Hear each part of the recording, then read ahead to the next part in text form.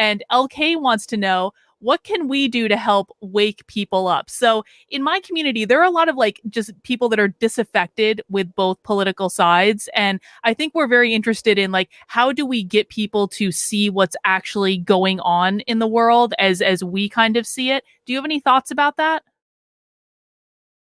Yeah. You know, it's kind of like waking up a teenager to go to school in the morning. Good luck. Oh God, isn't You that know the what I mean? truth? That is the best analogy I've ever heard of that. Yeah. Yeah, they're gonna fight and kick and scream, and they're gonna say, "No, I feel sick. No, I can't do it." You got to come in and wake them up 10 times. So, I would say don't get too heavily invested in the idea of waking people up immediately. Hmm. More so, it's important to plant seeds, and the best way to plant seeds is to ask questions. So instead of maybe trying to spit facts at people, maybe figure out a way to where you can turn what it is that you're trying to say as a statement into the form of a question. Mm. I would also say that being a good example is the best way, I think, to wake people up. Trying to go around being a walking red pill won't get you liked very much. No, it definitely will not. It does. And the thing is that like, I don't give one shit about being liked. I mean, I don't care. Other people's opinions of me is none of my business. Mm. you know and you can only be offended if you care what the people around you think. you know Somebody cannot offend me without my permission. You know what I Right. mean? So I just learned that,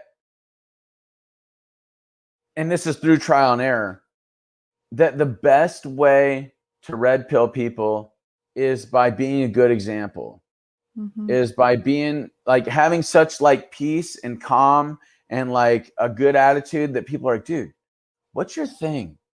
Like, what do you think about this? Like, what do you think about that? Like, how do you stay so calm? How did you stay so calm when that guy was yelling at you? Like, you know? Hmm. And then eventually that's when their minds are open to like, well, this is what it is. And this is the other thing. And this is something I had to learn the hard way. Don't try and get it all done at once. Yeah. Just give them just enough, and try milk before meat. You don't feed an infant with no teeth meat. You give them milk. Okay. And a lot of these people that are just waking up, they don't have any teeth. So you're sitting there trying to shove a whole steak down their mouth. That's not going to work. You're going to make them cry. You're going to make, oh, I don't want to do this. Get away from me. I don't like you. You know, so you just got to give them milk. And my thing is, and I think that this is the most interesting part about waking people up, is that you have to understand psychological warfare. You have to understand how their Hmm. brains have been neurolinguistically programmed, based in a way to react on certain trigger words, on certain trigger images. And so if you say certain things, I'm sure you know this, if you say certain things to a Republican, then, or a conservative, oh, they are triggered. Oh And it's, gosh. Yeah. oh yeah, oh yeah. But then you say certain things to a Democrat, they are triggered. And it's because they have these subconscious seeds that have been planted in their mind, these patterns, these subconscious patterns, that once these words work their way into the conversation, it's like the sirens go off, you know? So that's why I like to start with Tesla Tower technology. Nikola Tesla, infinite free, clean, wireless electricity, because Republicans and Democrats alike, Republican and Democrat voters alike can agree, if there is an infinite free, clean source of wireless electricity, we should be using it. Right.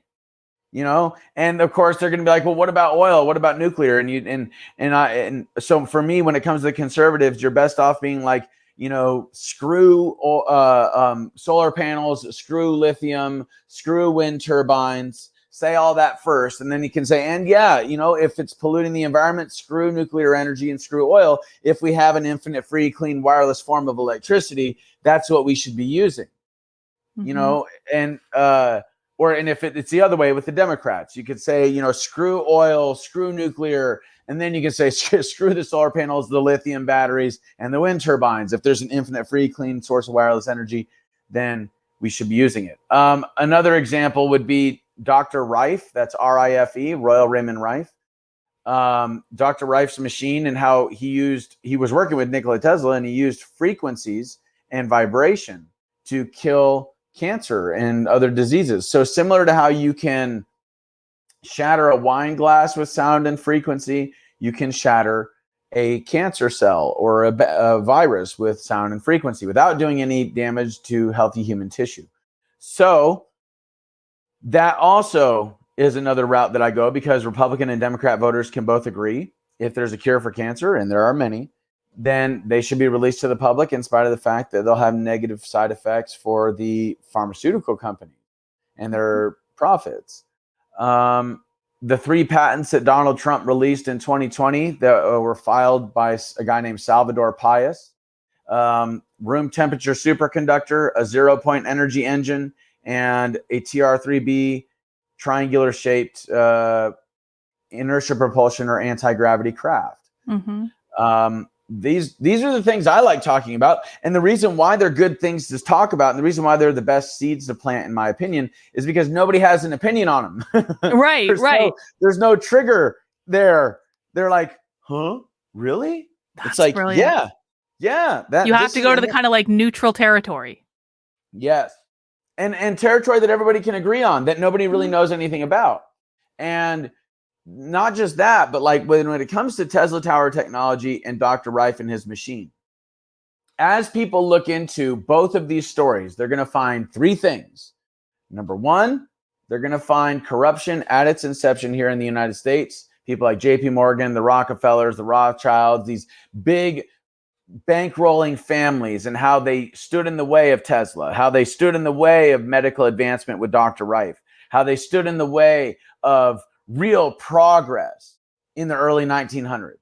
Okay, that's one thing they're going to find. Number 2, what they're going to find is all of the applications for these technologies, how they could revolutionize and evolutionize our entire socioeconomic and geopolitical system, how they could be used to make all of our problems completely obsolete.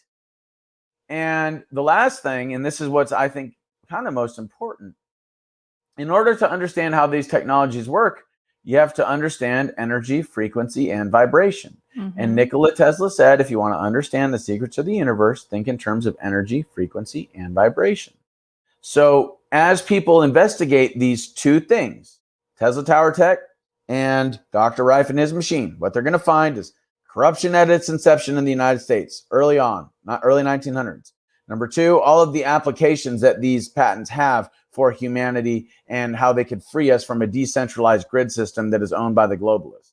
And then number 3, what they're going to find is the spiritual secrets to reality, the spiritual secrets of the universe. And so what you end up having is like a perfect storm of sorts to dispel all of the crap that has been used to imprison our minds spiritually, economically, politically, technologically, in just these 2 little patents. Brilliant. I love it. Jennifer says, thank you, Jake, for being such an authentic light and for being a beautiful example of walking the path of the human being. Thank you, Jennifer, for that.